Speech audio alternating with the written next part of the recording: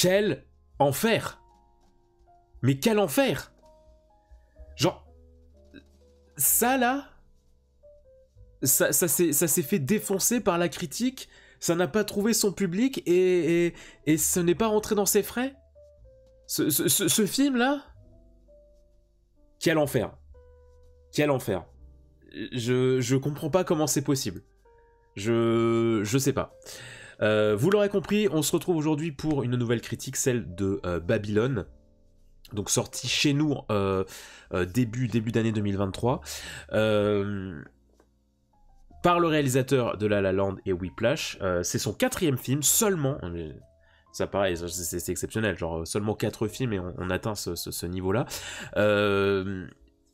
J'avais pas mal apprécié effectivement La La Land, même si je suis pas un grand fanat de La La Land parce que je suis pas le plus grand public pour les comédies musicales, même si je suis complètement prêt à avouer que cette comédie musicale qui est La La Land, il y avait quand même un step au-dessus et c'était quand même très très chouette.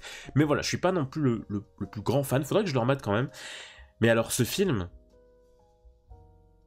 waouh, juste waouh. Alors pour en parler brièvement, pour résumer, ce film se situe eh bien dans les années 20, donc il y a maintenant, il y a déjà 100 ans, et ce film en fait traite de comment l'arrivée du son dans l'industrie du cinéma a révolutionné le 7e art, de comment eh bien on est passé du cinéma muet au cinéma parlant. Ce film traite de ça. Ça traite de tout ce que ça a apporté sur les nombreux aspects, comment ça a révolutionné cette industrie, comment ça a emmené certains postes, comment ça a élevé certains postes et comment ça a détruit d'autres corps de métier, d'autres carrières. Et alors en fait ce film, on va suivre le parcours de, on va dire, 4 personnages très différents. Alors je me souviens plus des noms, mais typiquement par exemple Brad Pitt va jouer le personnage d'un acteur qui est à son apogée en fait de sa carrière. Il enchaîne les films, il enchaîne les succès, mais dans sa période de cinéma muet, et on va voir comment est-ce que sa carrière va se retrouver particulièrement touchée par l'arrivée du son. On va suivre le personnage de Margot Robbie aussi, qui est une femme qui rêve en fait de devenir actrice et qui, pareillement en fait, tant que elle est sur des plateaux de cinéma muet, eh bien elle va vraiment monter et s'élever dans les hautes sphères des stars américaines, mais à l'arrivée du son, son parcours va être un petit peu remis en question sur plusieurs aspects. Et on va suivre aussi un autre personnage, alors joué par Diego Calva, je ne connaissais pas cet acteur, qui pareil en fait, c'est un peu un homme à tout faire, qui rêve de travailler dans le monde du cinéma, il rêve d'être assistant réalisateur. Et il va se retrouver, malgré lui, il va enchaîner plusieurs postes à gauche, à droite, et petit à petit, grâce à son ingéniosité, grâce à certaines bonnes rencontres, il va réussir à trouver sa place dans l'industrie du cinéma. Le film dure 3 heures. Si je peux déjà commencer par là, par rapport à sa durée, je trouve que la durée est très bien faite. Moi, j'ai de plus en plus de mal avec les films de 3 heures.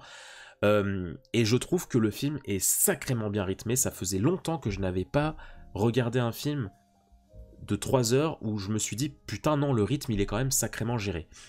Alors, à la limite, peut-être que la dernière heure, c'est pas qu'elle est mauvaise, mais c'est que les 2 premières heures ont tellement un rythme très effréné que la 3e heure, on est plus centré sur des résolutions de personnages. Et donc là, oui, le film prend beaucoup plus le temps de se poser sur certains aspects. Donc peut-être, à la limite, que la dernière heure, elle ne coïncide pas vraiment avec le reste. Mais ce n'est pas très gênant non plus. Hein. Je dis pas qu'on se fait chier non plus dans la dernière heure. En tout cas, personnellement, je me suis pas du tout fait chier. On sent effectivement la patte du réalisateur de La La Land, à savoir que en fait, très régulièrement, ça va être la musique qui va un petit peu rythmer la plupart des scènes. Il y a une scène d'introduction splendide, pareillement.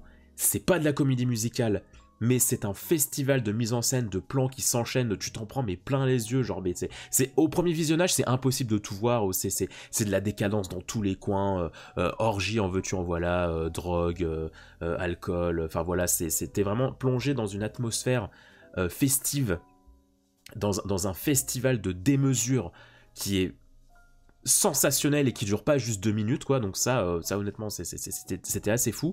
Et puis voilà, régulièrement, en fait, ce qui va être intéressant, c'est qu'on va suivre le parcours de ces personnages, comme je vous le disais, mais on est souvent en parallèle les uns aux autres, et on va régulièrement faire du ping-pong, en fait. On va retourner sur elle, hop sur lui, hop sur lui, hop sur lui, hop sur lui. C'est très rythmé. Franchement, les 2 premières heures, je n'ai vu aucun problème de rythme. D'autant qu'il y a régulièrement, on va dire, des sauts temporels et des sauts dans le temps et dans l'espace qui font que, franchement, non, moi je trouve pas ça ennuyant, pas du tout, et surtout que, eh bien, ce que le film nous raconte, c'est assez exceptionnel. Je pense que, voilà, c'est une évidence quand on parle du film, et je vais le dire quand même parce que je me dois de le dire, je peux pas ne pas le dire. Oui, ce film, en fait, est une lettre d'amour au cinéma. C'est autant une lettre d'amour qu'une sorte de message d'avertissement, en fait. Et pour moi, si tu aimes un tant soit peu le cinéma, tu peux pas passer à côté de ce film. Ne serait-ce que pour l'expérience, c'est pas possible. Tu sens tellement dans tous les plans, dans chaque parole, tu sens les messages, tu sens tellement les messages que veut te faire passer le réalisateur sur la contradiction entre l'aspect magique de ce que représente le cinéma et l'aspect décadent et complètement parfois immoral et illogique de ce qu'est l'industrie de cet art, en fait. Et ne serait-ce que pour la première heure de film, pour moi, si tu aimes un tant soit peu le cinéma, il faut voir ce film, parce que on va dire les 40 premières minutes du film, c'est consacré à comment se déroule un plateau de cinéma. Non, on va dire la première heure, parce qu'il y a un peu plus après ça. Mais il y a vraiment un gros premier tiers du film qui est consacré à comment ça se passe sur un tournage. Tu vois tous les corps de métier, tu vois toutes les ficelles, tu vois les dangers de l'époque, tu vois vraiment à quel point, mais oui, enfin en fait, tu vois des trucs, tu t'étais pas forcément posé la question avant. Le fait que, bah voilà, tu amènes toute ton équipe, tu veux que ton film se passe dans un désert, tu amènes toute ton équipe dans un désert, donc ça prend déjà, en termes de logistique déjà, c'est extrêmement important. Et si tu veux une scène romantique avec une lumière romantique et très chaleureuse, et bah oui, en fait, si tu veux pile cette lumière, et bah il faut que tout soit prêt, littéralement tout, il faut qu'il y ait aucune couille pendant 10 minutes, parce que la lumière du soleil que tu veux n'est présente que 10 minutes, et après, si elle est plus là, et bah faut attendre un autre jour. Et donc, t'as plein de... Voilà, maintenant on vit à une ère où tout peut être refait numériquement, tout peut être triché, on a tous les corps de métier maintenant excellent de possibilités, que ce soit dans la lumière, dans l'image, dans les trucages, dans les cascades, dans les figurations. Maintenant on se pose plus cette question-là, mais ça fait du bien d'avoir un film comme ça qui te rappelle ce que c'était le cinéma en fait, et de comment ça pouvait se construire il y a 100 ans. Et ne serait-ce que pour avoir cette expérience de voir concrètement comment se passe un tournage, et bah, ce film est super intéressant à ce niveau-là, et surtout en fait il y a une réalisation, comme je le disais, qui va en adéquation avec un plateau de tournage en fait. Moi qui effectivement ai eu la chance de participer à plusieurs plateaux de tournage, effectivement un plateau de tournage c'est effréné, ça bouge tout le temps, il y a toujours des hop hop hop hop hop, ça bouge, hop, et hop on s'arrête, la caméra tourne, on ne fait plus rien. C'est coupé, hop, hop, hop, hop, tout repart, et le réalisateur a complètement saisi cette idée de par son rythme, de par les actions des personnages, de par tous les ping-pong d'intrigue. On a vraiment le rythme effréné d'un tournage qui est retranscrit dans le rythme du film, et ça, c'est tellement, tellement appréciable. Il y a énormément de discours qui font écho, en fait, au public y a ce discours fantastique que j'ai trouvé qui amène le personnage de Brad Pitt, qui en fait porte véritablement le cinéma extrêmement haut dans son estime. Tu sens qu'il ne vit que pour ça, et il défend cette vision tout le long du film de il faut qu'on apporte la magie à un public qui n'a pas la possibilité de voir des choses grandioses. Le cinéma, c'est avant tout ça, c'est faire voyager dans l'esprit des gens qui ont un quotidien difficile, qui n'ont pas la possibilité de rêver. Il faut qu'on amène le rêve au public. Et sauf que, en fait, il y a en parallèle ce message de bah oui, mais pour faire ça, ça a un prix. Pour amener le rêve jusqu'au public, pour faire rêver le public, eh bien, il faut être exigeant sur plein de points, il faut sacrifier des carrières, il faut ne pas hésiter à écraser ce qu'on peut écraser. Et alors, il y a un point qui va peut-être déranger pas mal de gens, c'est le côté what the fuck, décadence totale du film. Le film va dans tous les sens, et il y a des scènes qui sont mais loufoques au possible. Il y a des personnages qui sont mais tellement mais chez père. Tu te dis mais attends mais qu'est-ce que je suis en train de regarder plusieurs fois t'as ce côté mais attends mais à quel moment les personnages ils font ça, genre mais ils sont sous coke en permanence en fait. Et alors autant il y a des films, ça me dérangerait de voir ça, de voir des personnages autant caricaturés, autant dans la démesure, etc.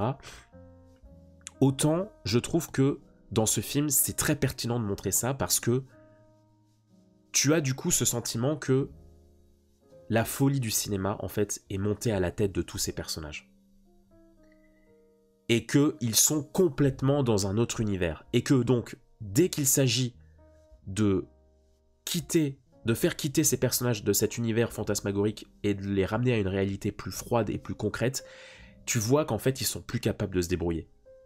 C'est ça, moi, que j'ai adoré, c'est sans arrêt cette confrontation entre le rêve que peut apporter le cinéma et ce monde de requins dans lequel il faut s'y préparer, en fait. C'est-à-dire qu'une fois que tu mets le pied là-dedans, une fois que tu goûtes au projecteur, une fois que tu goûtes au rêve, au plaisir d'apporter du rêve aux gens, et ben c'est très compliqué de revenir à une réalité plus terre à terre, et surtout c'est très facile de t'effondrer en fait, tout simplement. Ce film parle de ça en fait, de toutes les démesures qu'amène l'industrie du cinéma, et que donc toi en tant que spectateur tu ne vois pas forcément en fait, parce que nous quand on consomme un film etc, nous on a vraiment mais la partie immergée de l'iceberg quoi, c'est littéralement ça, on voit juste le produit fini, on voit les acteurs sur leur meilleur jour parce qu'ils sont maquillés, parce qu'ils sont éclairés, parce qu'ils vivent une grande aventure etc, mais tu vois pas l'envers du décor, tu vois pas ce qu'ils ont été obligés de faire pour en arriver là, tu ne vois pas ce que le flop d'un film peut leur apporter de négatif, et d'à quel point ça peut les faire plonger. Tout ça tu vois pas en fait. Et ce film parle de tout ça. Et typiquement, pareil, le film va un peu surfer sur plusieurs ambiances. Il y a par exemple une ambiance un peu plus horrifique. Je vais pas en dire plus parce que je veux pas spoiler, mais effectivement il y a un moment où on est plus dans une ambiance vraiment malaise, vraiment horrifique. Et pareillement en fait, au premier abord tu te dis mais attends, mais c'est quoi le but de faire ça? Et en fait, quand tu retranscris ça dans la mentalité du film, tu te dis que bah non, mais en fait, oui, c'est logique, parce que tu te rends compte que le cinéma, ça peut clairement monter à la tête de certaines personnes et rendre des personnes déjà de base pas très stables psychologiquement, ça peut les rendre encore plus barges en fait, le fait de leur montrer au cinéma que tout est possible. Ça peut complètement donner conforter dans des vices assez profonds. Et donc non, franchement, ce côté fourre-tout du film, bah moi je l'ai hyper apprécié. Je peux comprendre que ça puisse déranger, mais moi je trouve que c'est une véritable force pour le film, parce que ça permet de rappeler à quel point, bah en fait, l'industrie du cinéma, quand il réfléchit 2 secondes, bah c'est ça en fait, genre le cinéma c'est littéralement créer tout ce qu'on veut, le son va pouvoir apporter ça, mais et bah une fois que la caméra est éteinte, et bah c'est compliqué en fait, c'est vraiment des personnages, enfin les personnages de ce film c'est vraiment des gens où leur fonction, leur rôle dans l'industrie leur monte à la tête, et ils ont beaucoup trop de mal à s'en détacher parce qu'ils ont trop goûté à la lumière du spectacle. Les musiques sont sublimes. J'en parlais un petit peu en début de critique, mais les musiques ont un grand intérêt dans le film parce que quand bien même ce n'est pas une comédie musicale, ça rythme drastiquement l'intrigue, ça rythme les personnages, ça rythme ce qui se passe, ce qui fait que moi je ne me suis pas ennuyé, quoi. Je ne me suis pas ennuyé et je suis vraiment tombé amoureux de ce discours, d'être vraiment cette transparence, de montrer à quel point bah ouais, le cinéma c'est de la démesure, le cinéma ça va dans tous les sens, le cinéma c'est limite hors de contrôle en fait. Et moi j'ai kiffé ce parti pris de proposer une intrigue qui va dans tous les sens, parce que si ça avait été une intrigue beaucoup plus posée, beaucoup plus terre à terre, beaucoup plus simple, je pense qu'on aurait beaucoup moins compris la folie du cinéma, parce qu'au final du coup on aurait eu cette impression de folie du cinéma uniquement dans les scènes qui traitent de tournage, qui traitent des plateaux, etc. Mais là, le fait que même à l'extérieur des tournages, dans leur vraie vie, les personnages sont complètement perdus, et bah je trouve que ça ajoute du poids en fait aux conséquences que peut apporter le cinéma. Je dis plein de choses comme ça, ça peut tout et rien vouloir dire, et même moi j'ai l'impression des fois de me réécouter que je parle pas du film, mais pourtant si. Enfin, en fait c'est extrêmement difficile de parler du film parce que c'est une expérience. Ce film, c'est vraiment une expérience à vivre, en fait. Si tu aimes un tant soit peu le cinéma, il faut que tu te plonges là-dedans pour comprendre mes dires. Pour moi, c'est très compliqué de comprendre ce que je veux dire si tu ne vis pas l'expérience. Parce que c'est tellement conceptuel, c'est tellement juste et sans grande retenue que... Ah voilà, t'auras beau expliquer à quelqu'un ce que ça te fait quand tu vas dans des montagnes russes, la personne ça va pas la toucher, il faut qu'elle vive le truc, il faut que vous viviez le truc. Honnêtement, je vous recommande ce film à 200%, moi ça me terrifie en fait que ce film n'ait pas fonctionné. Je pense que le fait qu'il se soit retrouvé devant Avatar 3, Avatar 2 n'a pas aidé parce que ça fait 2 films de 3 heures. Donc je pense que ça n'a pas aidé. Je comprends pas pourquoi le public américain a pu descendre ce film magnifique. Moi je félicite grandement le réalisateur d'être allé autant dans la démesure sans filtre, parce que après des succès comme La La Land, etc., il aurait pu en fait se conforter dans une narration plus simple, dans un truc assez édulcoré et tout ça. Mais non, en fait, il revient avec ce film, il est là en mode, bah non, tant pis si ça divise. Tant pis si ça divise, j'assume pleinement ma critique du cinéma hollywoodien. Et puis, grosse mention à 2 scènes. La scène avec l'arrivée du son en studio, cette scène est hilarante au possible, je me suis tellement marré sur cette scène, c'était fou. Et puis, mention spéciale aussi à la scène de fin. À la scène de fin, c'est une critique sans spoil, donc je vais rester très évasif, mais c'est une scène qui te renvoie complètement, qui te parle à toi spectateur en fait. Voilà, c'est une scène qui est ni plus ni moins présente pour s'adresser à toi spectateur. Et pour te dire à quel point, bah ouais, le cinéma ça a beau être fantastique tout ça, des fois il n'y a aucune logique en fait. Des fois il y a des choses qui ne marchent pas. Et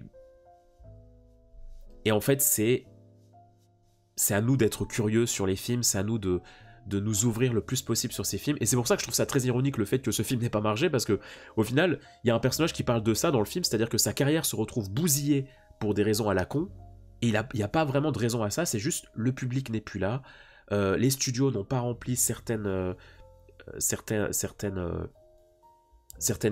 cases, et juste parce qu'il y a quelques petites cases qui n'ont pas été remplies, et bah le public n'a pas trouvé ça, ou alors le public a une réaction qui était pas prévue par les gens qui ont travaillé sur le film, et donc t'as des carrières qui s'effondrent juste sur ça. Et donc du coup je trouve ça assez ironique que le film passe un peu aux oubliettes alors que il déborde de qualité et qui parle justement du fait que des fois ça marche pas et il n'y a pas de raison, quoi. Enfin bon, voilà ce que j'avais à dire pour Babylone. J'espère honnêtement que beaucoup de gens se rattraperont sur ce film, qu'ils le découvriront en digital, en physique, en reprojection, n'importe quoi, je sais pas, mais franchement c'est un film qui vaut le coup. C'est un film, tu peux le trouver dérangeant sur plein d'aspects, ça c'est sûr. Tu peux le trouver what the fuck au possible, mais c'est à vivre quand même en fait. C'est à vivre quand même, et ne serait-ce que pour... C'est trop rare en fait des films qui parlent aussi bien du cinéma, de l'industrie en tant que telle. C'est beaucoup trop rare, je trouve. Donc il faut découvrir ça. Et le casting est spectaculaire, j'en ai pas parlé, mais Margot Robbie... Margot Robbie exceptionnelle. Alors, je l'ai beaucoup vu dans des rôles comme ça, effectivement, très hystérique, très tout ça, mais là, honnêtement, moi, comme le thème m'a beaucoup parlé, et comme je trouve l'histoire très bien racontée, là, j'avoue qu'elle m'a beaucoup touché. Elle représente... elle représente un beau visage, elle représente une très belle facette du monde du cinéma, et vraiment le casting est très juste. Même Tobey Maguire, fantastique. Donc non, franchement, je vous recommande à 200% ce film. Laissez-lui une chance, je vous en supplie. C'est 3 heures, mais je trouve que c'est 3 heures vraiment très rentabilisées, ne serait-ce que pour la mise en scène, pour les musiques. Ça vaut le coup. Je vous fais plein de bisous. J'espère que cette critique vous aura plu. N'hésitez pas à mettre un petit pouce en l'air et à mettre un commentaire pour me dire ce que vous avez pensé du film si jamais vous l'avez vu, et à visiter les différents contenus de la chaîne, bien évidemment. Prenez soin de vous, portez-vous bien, et à très vite. Ciao.